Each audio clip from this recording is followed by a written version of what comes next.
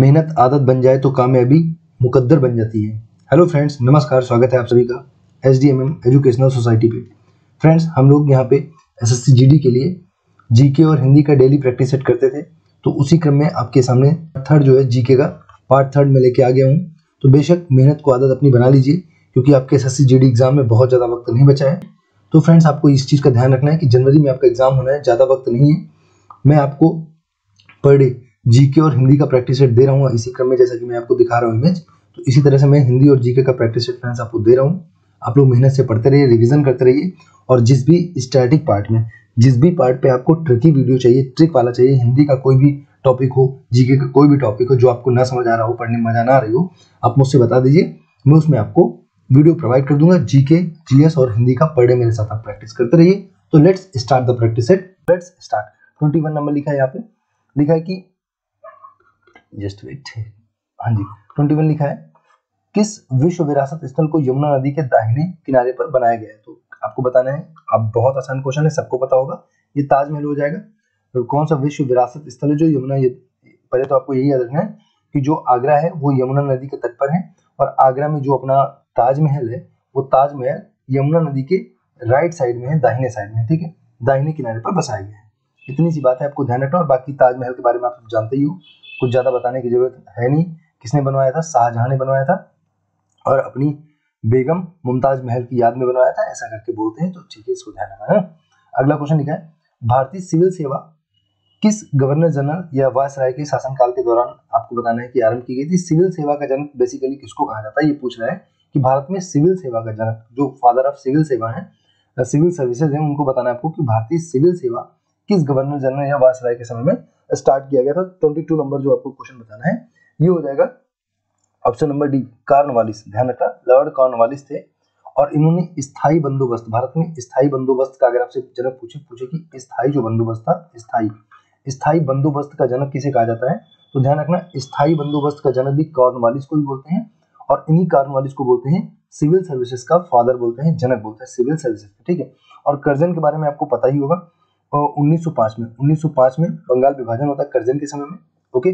फिर William Bentinck के बारे में ध्यान रखना, राजा राममोहन राय के साथ मिलकर, विलियम बेंटिंग जो थे राजा राममोहन राय के साथ मिलकर 1829 में 1829 में सती प्रथा का अंत किया था। राजा राममोहन राय और विलियम बेंटिंग ने मिलकर सती प्रथा का अंत किया था 1829 में, इसको भी ध्यान रखना है।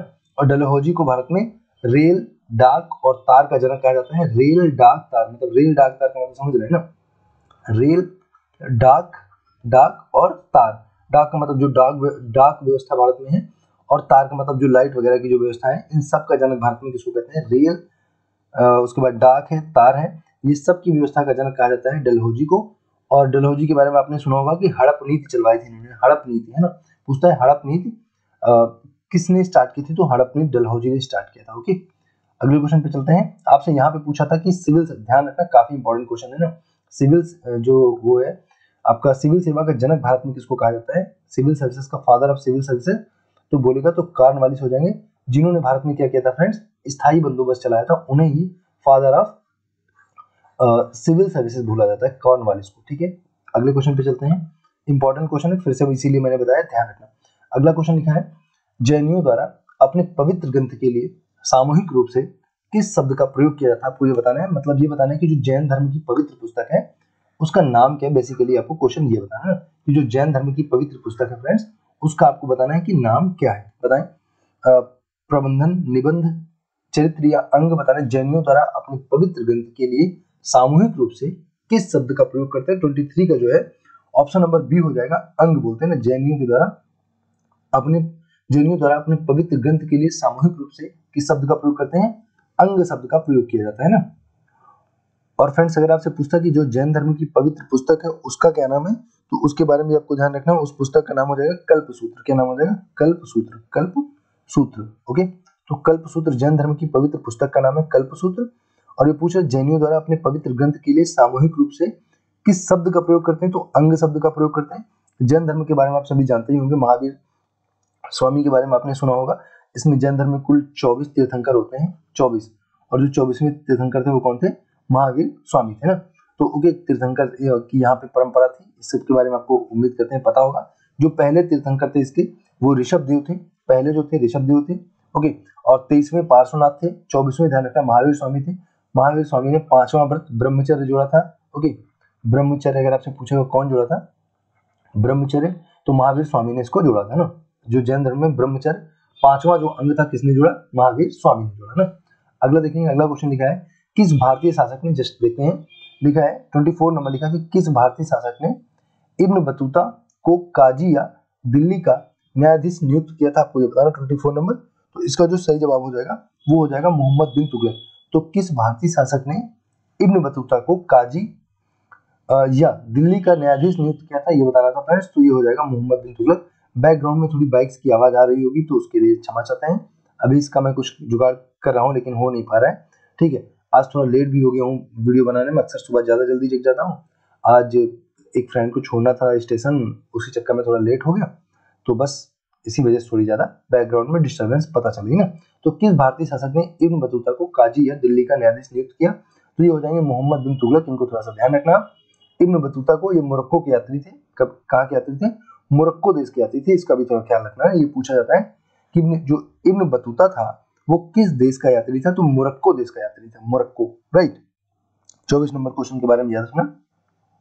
और फ्रेंड्स इब्न बतूता की एक पुस्तक का भी नाम पूछता है, रेहला नाम से उन्होंने एक पुस्तक लिखी थी, रेहला है ना, सॉरी रेहला ना, रेहला ऐसा करके था, यहाँ बीच में आ है, हाँ। तो रेहला नाम की एक पुस्तक इसने लिखी थी। तो ये भी कई बार पूछ देता है कि रेहला जो पुस्तक है वो रेहला पुस्तक किसकी है, तो बता देना किसकी हो जाएगी, इब्न बतूता की हो जाएगी। कहाँ का यात्री था, मोरक्को का यात्री था, और मोहम्मद बिन तुगलक ने इसे काजी या दिल्ली का न्यायाधीश नियुक्त किया था, ठीक है। अगले क्वेश्चन पे आते हैं, तो इसका सही होगा। 25 नंबर क्वेश्चन पे चलते हैं। 25 नंबर क्वेश्चन, हाँ, यहाँ पे देखेंगे लिखा हाल ही में, इसकी प्रिंट थोड़ी सी गड़बड़ है, कॉपरेट कर लेना।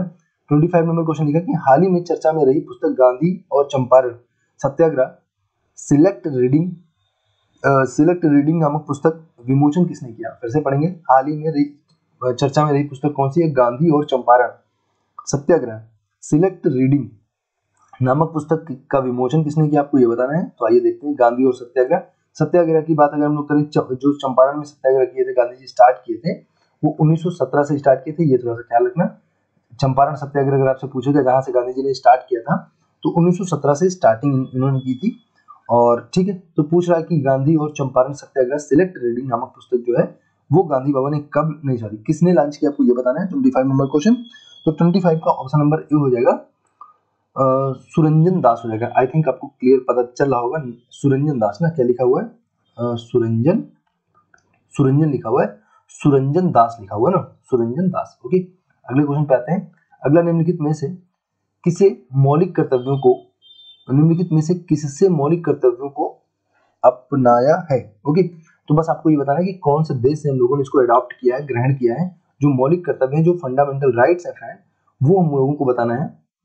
सॉरी, कर्तव्य है, फंडामेंटल ड्यूटीज जो है आपको बताना है, वो हम लोगों ने कहाँ से लिया, फंडामेंटल ड्यूटीज है ना। जो फंडामेंटल ड्यूटीज हैं वो आपको बताना है कि हम लोगों ने कहाँ से लिया। तो ऑब्वियसली यूएसएसआर के संविधान से, है ना।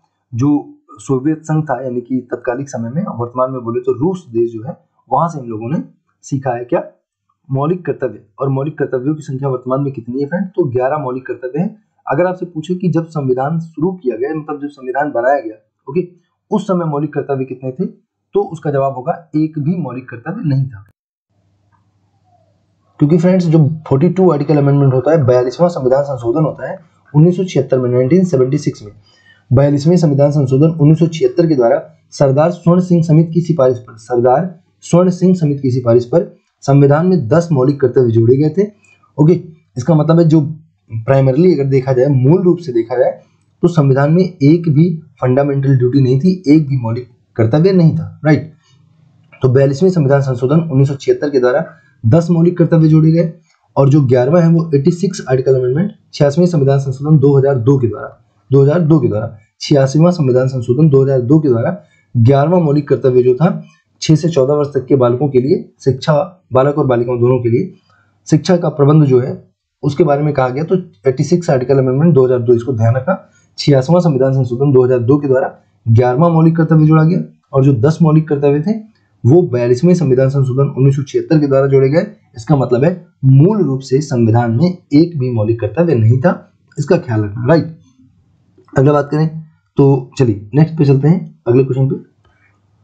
अगला लिखा हुआ है, हाँ जी देखेंगे अगला, भारतीय संविधान का अनुच्छेद आपको बताना है 356। ये बताना है कहाँ से किसके बारे में बताना है। 356 जो है फ्रेंड्स किसके बारे में है, तो आप सबको पता होगा 52, 56, 60। देखिए 352 और 356, 356 और 360, 52, 56, 60 आपको ध्यान रखना। 352, 356 ये आपात व्यवस्था के रूप में आपातकाल की बात करता है। राज्य के नीतिशक सिद्धांत, राज्य में राष्ट्रपति शासन लागू करना, तो बिल्कुल हो जाएगा राज्य में राष्ट्रपति शासन। मतलब 300 जो 52 की बात करेंगे तो 352 हो गया, 56 हो गया, 60 हो गया। यहाँ पे आपातकाल की बात होगी तो इसमें जो हो जाएगा राज्य में राष्ट्रपति शासन लागू करना, 356 हो जाएगा ना। यहाँ पे केंद्र में, यहाँ पे राज्य में और यहाँ पे वित्तीय आपात होता है। तो बिल्कुल आपको ध्यान रखना है। जो कि अगर हम लोग सेंट्रल की बात करें, 352 की बात करें, वो अब तक जो है फ्रेंड्स 3 बार लगाया गया है। ओके, अब तक 3 बार लगाया गया है और ये तो कई बार कई राज्यों में लग चुका है राष्ट्रपति शासन जो है, राष्ट्रपति शासन आर्टिकल 356। ओके, और 360 जो है वित्तीय आपात जो है वो अभी तक एक बार भी नहीं लगाया गया ना। तो ये कहाँ के संविधान से ली गई, अगर पूछे कि आपातकाल की व्यवस्था कहाँ से ली गई है, तो ये आयरलैंड के संविधान से ली गई है। कोई दिक्कत यहाँ पे नहीं।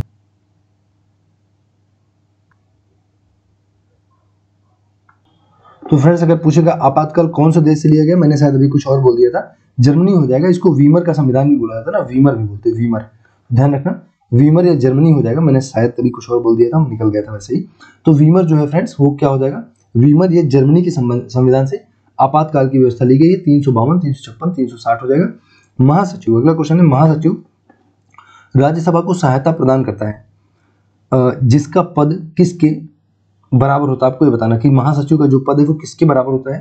तो जो आपका क्वेश्चन नंबर कौन सा हो जाएगा, ये आपको हो जाएगा 28 नंबर क्वेश्चन। देखते हैं, जो महासचिव राज्यसभा को सहायता प्रदान करता है जिसका पद किसके बराबर होता है। तो 28 नंबर जो क्वेश्चन है उसका फ्रेंड्स जो सही जवाब हो जाएगा ऑप्शन नंबर डी हो जाएगा।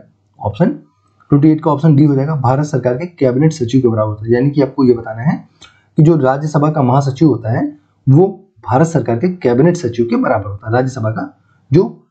राज्यसभा का जो महासचिव होता है भारत सरकार के कैबिनेट सचिव के बराबर होता है।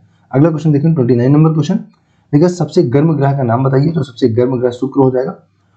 ओके, शुक्र सबसे गर्म ग्रह हो जाएगा, सबसे चमकीला हो जाएगा। इसे मॉर्निंग स्टार, इवनिंग स्टार, भोर का तारा, सांझ का तारा, सौंदर्य की देवी, पृथ्वी की बहन, बहुत सारे नामों से जाना जाता है शुक्र को ना।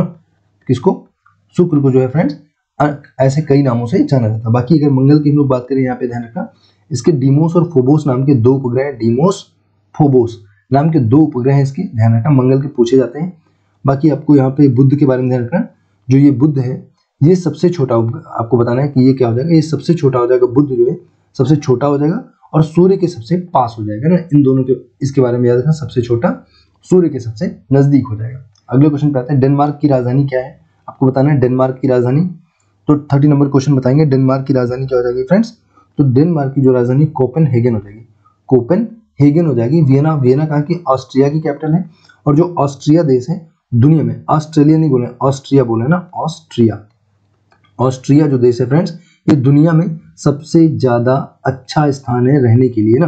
तो best living place on the world, अगर इन द वर्ल्ड बोलेंगे हम लोग तो क्या हो जाएगा, ऑस्ट्रिया हो जाएगा फ्रेंड्स। और ऑस्ट्रिया जो है, वियना जो है आपको बताना है, अगर देश हम लोग बात करें यहाँ पे तो वियना किसकी कैपिटल हो जाएगी, ऑस्ट्रिया की कैपिटल हो जाएगी वियना। ऑस्ट्रिया देश का नाम है और वियना क्या है, राजधानी है। तो वियना पता चल गया किसकी। तो आपसे पूछा था डेनमार्क की राजधानी क्या है, तो डेनमार्क की जो फ्रेंड्स राजधानी कोपेनहेगन है। और वियना किसकी राजधानी हो जाएगी, तो वियना हो जाएगी फ्रेंड्स आपकी ऑस्ट्रिया की राजधानी। बात करेंगे हम लोग स्टॉकहोम्स की, तो स्टॉकहोम्स क्या है, ये भी आप कह सकते हो कि कैपिटल है स्टॉकहोम्स। और किसकी है, स्वीडन की है। किसकी हो जाएगी, स्वीडन की हो जाएगी, स्वीडन, स्वीडन की कैपिटल क्या हो जाएगी, स्टॉकहोम हो जाएगी। और ओस्लो बात करें तो ओस्लो तो आप सबको पता ही होगा, नॉर्वे हो जाएगा। नॉर्वे जो देश है उसका क्या नाम है, नॉर्वे हो जाएगा, उसकी कैपिटल है ओस्लो। नॉर्वे की कैपिटल क्या है, ओस्लो। और जो नॉर्वे है इसको मध्य रात्रि की सूर्य का देश कहा जाता है। मध्य रात्रि की सूर्य का देश नॉर्वे को बोला जाता है, ध्यान रखना। ओके, उगते सूरज बोलेगा तो जापान बोलेंगे और मध्य रात्रि की सूर्य का देश बोलेंगे तो नॉर्वे बोलेंगे। नॉर्वे की कैपिटल ओस्लो है, स्वीडन की कैपिटल स्टॉकहोम है, डेनमार्क की कैपिटल कोपेनहेगन है और ऑस्ट्रिया की कैपिटल क्या हो जाएगा, वियना हो जाएगी, ध्यान रखना। अगले क्वेश्चन पे चलते हैं। सॉरी, नेक्स्ट लिखा है कि जुलाई 2022 के दौरान किसे G20 हेतु भारत का नया शेरपा चुना गया है। आपको ये बताना है कि जुलाई 2022 के दौरान G20 के लिए किसे भारत का नया शेरपा चुना गया है? तो बेसिकली आपको यहाँ पे ये बताना है फ्रेंड्स कि जुलाई 2022 के दौरान किसे G20 का मतलब हेड किसको चुना गया था, मतलब G20 की जो अध्यक्षता किसके द्वारा की गई थी। आपको बस इतना सा बताना है कि जो जुलाई 2022 में G20 हुआ है, G20 उसकी अध्यक्षता किसने की, आपको ये बताना है। बताइए, अमिताभ कांत, पीयूष गोयल, अरविंद पनगड़िया, निर्मला सीतारमण। तो अमिताभ कांत जो इसका सही जवाब हो जाएगा। G20 की अध्यक्षता किसने की थी? अमिताभ कांत ने की थी। अगला लिखा भौतिक राशि चुंबकीय क्षेत्र की तीव्रता की इकाई क्या है? तो चुंबकीय क्षेत्र की तीव्रता की इकाई जो है फ्रेंड्स वो क्या हो जाएगा बताना है। 32 नंबर क्वेश्चन का ऑप्शन नंबर डी हो जाएगा, एम्पियर प्रति मीटर हो जाएगा। चुंबकीय क्षेत्र की तीव्रता की जो इकाई है एम्पियर प्रति मीटर हो जाएगा, ध्यान रखना। अगले पे चलते हैं। 33 नंबर क्वेश्चन लिखा है, गुरुत्वाकर्षण के संदर्भ में जी का क्या मतलब होता है? आपको बताना जी को क्या कहा जाता है, तो आप बताएंगे 33 का जो आंसर हो जाएगा ऑप्शन नंबर फर्स्ट हो जाएगा, गुरुत्वीय स्थिरांक होता है। देखो कितना अच्छा क्वेश्चन है। गुरुत्वाकर्षण के संदर्भ में जी को क्या कहते हैं? तो गुरुत्वीय स्थिरांक कहा जाता है, जी को गुरुत्वीय स्थिरांक। फ्लेमिंग का वाम हस्त नियम किससे संबंधित, आपको ये बताना। फ्लेमिंग के बाएं हाथ का नियम के बारे में बताना है फ्रेंड्स। तो चलिए बताइए जल्दी से। 34 नंबर क्वेश्चन जो ऑप्शन नंबर आपका हो जाएगा डी, धारा पर चुंबकीय क्षेत्र। ओके, फ्लेमिंग के जो बाएं हाथ का नियम है किससे संबंधित है? धारा पर चुंबकीय क्षेत्र से संबंधित है। अगले क्वेश्चन पे आते हैं। अगला लिखा है, स्लीपर जंतुक एनिमल क्यूल किसका सामान्य नाम है? आपको बताना स्लीपर जंतुक या एनिमल क्यूल किसका सामान्य नाम है, ये बताना है। तो आइए देखते हैं 35 नंबर क्वेश्चन का सही जवाब जो हो जाएगा वो हो जाएगा आपका ऑप्शन नंबर डी हो जाएगा, पैरामीशियम का।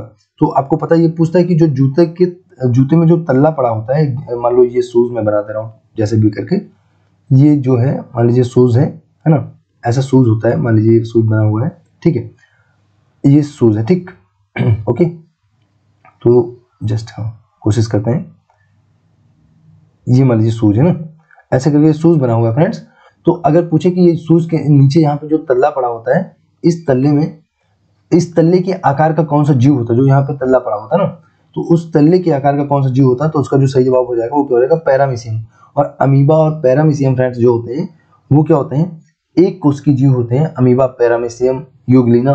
तो जूते के तल्ले के समान कौन होता है, पैरामीशियम होता है, ध्यान रखना। इसे स्लीपर जंतु बोलते हैं, इसे देखो स्लीपर, इसीलिए स्लीपर जंतु, स्लीपर मतलब चप्पल होता है ना, स्लीपर, बिल्कुल। अगला देखें, लौंग किससे प्राप्त की जाती है, आपको ये बताना है। तो लौंग आप सबको पता ही होगा, 36 काफी आसान क्वेश्चन है। ये हो जाएगा, फूलों की कली होती है, सूखी हुई कली होती है ना, फूल की सूखी हुई कली होती है लौंग। अगला देखते हैं, अगले 1 मिनट में तीनों क्वेश्चन निपटाते हैं जल्दी से ना। अगला क्वेश्चन लिखा हुआ है, आर्थिक विकास का प्रचाल निम्नलिखित में से कौन सा है, आपको बताना आर्थिक विकास का प्रचाल कौन सा है। 37 नंबर क्वेश्चन, इसका जो सही जवाब हो जाएगा प्रति व्यक्ति मौद्रिक आय, इसका जो सही जवाब हो जाएगा। अगला क्वेश्चन है, राष्ट्रीय खाद्य सुरक्षा अधिनियम के कार्यान्वयन के लिए राज्यों की रैंकिंग में शीर्ष स्थान आपको बताना है किसको मिला है, खाद्य। काफी अच्छा क्वेश्चन है, ध्यान रखना, करंट अफेयर का क्वेश्चन है। 38 का जो सही जवाब हो जाएगा वो हो जाएगा ऑप्शन नंबर फर्स्ट, उड़ीसा जो राज्य हो जाएगा, खाद्य रैंकिंग में पहला स्थान इसको मिला है। 30 नंबर क्वेश्चन 39 देखेंगे, हाल ही में किस राज्य सरकार द्वारा काशी यात्रा शुरू की गई है, तो बताएंगे 39 नंबर जो क्वेश्चन है इसका सही जवाब हो जाएगा ऑप्शन नंबर 2, कर्नाटक के द्वारा काशी यात्रा शुरू की गई, कंफ्यूज मत करना, ठीक है। लास्ट क्वेश्चन देखेंगे 40, और इसका जो सही जवाब हो जाएगा, इसका 40 नंबर क्वेश्चन का जो सही जवाब हो जाएगा ऑप्शन नंबर ए हो जाएगा, इसको आप देख लेना।